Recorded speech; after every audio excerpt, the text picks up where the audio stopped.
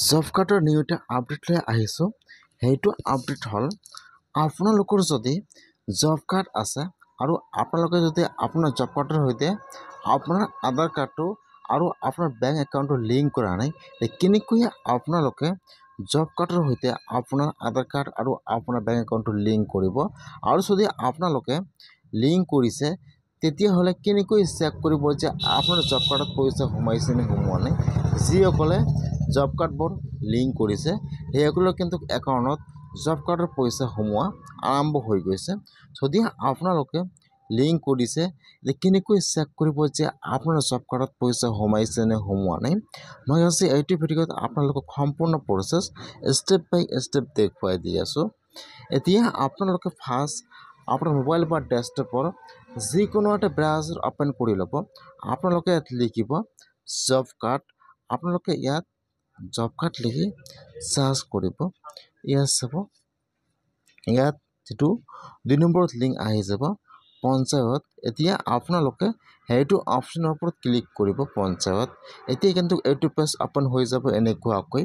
1 নম্বৰত চাব দিছে ডাটা এণ্ট্ৰি, 2 নম্বৰত চাব দিয়া আছে জেনাৰেট ৰিপৰ্টছ। যিহেতু আপোনালোকে নিজে চাব সেইকাৰণে আপোনালোকে 2 নম্বৰ অপশ্যনটোৰ ওপৰত ক্লিক কৰিব জেনাৰেট ৰিপৰ্ট। এতিয়া ইয়াত আহি যাব ষ্টেট নাম। এতিয়া ইয়াত যিটো আপোনাৰ ষ্টেট নাম হয়, এতিয়া আপোনালোকে আপোনাৰ ষ্টেট নামৰ ওপৰত ক্লিক কৰিব। ষ্টেট নামৰ ওপৰত ক্লিক কৰিব। এতিয়া এইটো পেজ অ'পেন হৈ যাব এনেকুৱাকৈ। ফাৰ্ষ্ট ইয়াত ওপৰত ষ্টেট নাম আহি যাব, তলত ইয়াত আহি যাব ফাইনেন্সিয়েল ইয়াৰ। এতিয়া আপোনালোকে ফাইনেন্সিয়েল ইয়াৰৰ ওপৰত ক্লিক কৰিব। ইয়াত আহি যাব চন, ইয়াত যিটো 1 নম্বৰৰ চনটো আহি যাব 24-25। এতিয়া আপোনালোকে সেইটো অপশ্যন ছিলেক্ট কৰি লৈ ল'ব 24-25।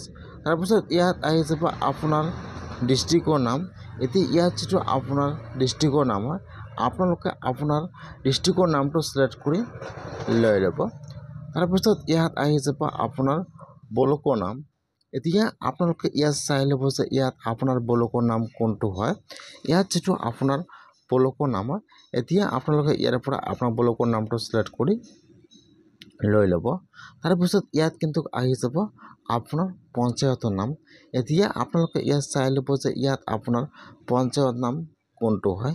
ইয়াত যিটো আপোনাৰ পঞ্চায়ত নাম হয়, আপোনালোকে আপোনাৰ পঞ্চায়ত নামটো ছিলেক্ট কৰি লৈ ল'ব। তাৰপিছত আপোনালোকে এতিয়া প্ৰচেছৰ ওপৰত ক্লিক কৰিব। এতিয়া এইটো পেজ অ'পেন হৈ যাব এনেকুৱাকৈ। ইয়াত চাব, ইয়াত যদি 1 নম্বৰ অপশ্যন দিয়া আছে জব কাৰ্ড এমপ্লয়মেণ্ট ৰেজিষ্টাৰ। এতিয়া আপোনালোকে 1 নম্বৰ অপশ্যনৰ ওপৰত ক্লিক কৰিব। ফাৰ্ষ্ট চাব দি আছে R1 অপশ্যন আৰু 1 নম্বৰ চাব দি আছে জব কাৰ্ড ৰিটেইল ৰিপৰ্টছ আৰু আগত যদি 4 নম্বৰ অপশ্যন দিয়া আছে জব কাৰ্ড এমপ্লয়মেণ্ট ৰেজিষ্টাৰ। এতিয়া আপোনালোকে ইয়াৰ পৰা 1 নম্বৰ অপশ্যনৰ ওপৰত ক্লিক কৰিব।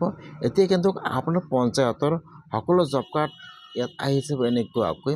ফাৰ্ষ্ট ইয়াত আপোনাৰ জব কাৰ্ড নম্বৰ আহি যাব, 2 নম্বৰত ইয়াত আপোনাৰ ফুল নাম আহি যাব।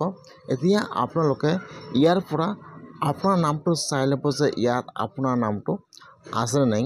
ইয়াত কিন্তু যিসকলো জব কাৰ্ড আছে সকলো মানুহৰ কিন্তু নাম আছে, যিসকলো লিংক আছে আৰু যি লিংক নাই সকলো মানুহৰ নাম দিয়া আছে। এতিয়া আপোনালোকে ইয়াৰ পৰা চাই ল'ব যে আপোনালোকৰ লিষ্টত নামটো আহিছে নে অহা নাই। যদি আপোনাৰ লিষ্টত নামটো আহিছে সমানে আপোনালোকে জব কাৰ্ড নম্বৰৰ ওপৰত এবাৰ ক্লিক কৰিব। এইফালে নামটো চাব আৰু এইফালে চাব জব কাৰ্ড নম্বৰ দিয়া আছে।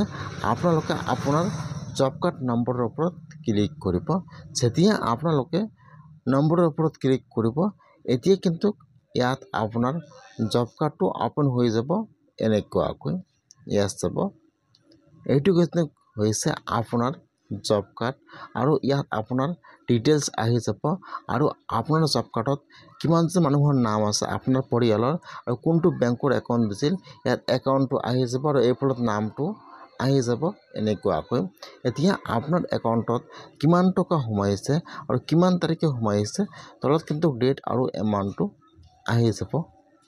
যদি আপোনালোকে জব কাৰ্ড বনাইছে কিন্তু এতিয়ালৈকে আপোনালোকে জব কাৰ্ডটো পোৱা নাই, তেতিয়াহ'লে আপোনালোকে সেইটো জব কাৰ্ড প্ৰিণ্ট কৰি জমা দিব পাৰে। আপোনালোকে এনেকুৱাকৈ চেক কৰক যে আপোনাৰ জব কাৰ্ডত পইচা সোমাইছে নে সোমোৱা নাই। আৰু যদি আপোনালোকে আপোনাৰ জব কাৰ্ডৰ সৈতে আপোনাৰ আধাৰ কাৰ্ডটো লিংক কৰা নাই তেনেহ'লে আপোনালোকে আপোনাৰ পঞ্চায়তত যাই আপোনাৰ সকলো ডকুমেণ্ট লৈ যাই তাত যাই আপোনাৰ জব কাৰ্ডৰ সৈতে আপোনাৰ আধাৰ কাৰ্ড আৰু আপোনাৰ একাউণ্টটো লিংক কৰিব লাগিব অনলাইন কিন্তু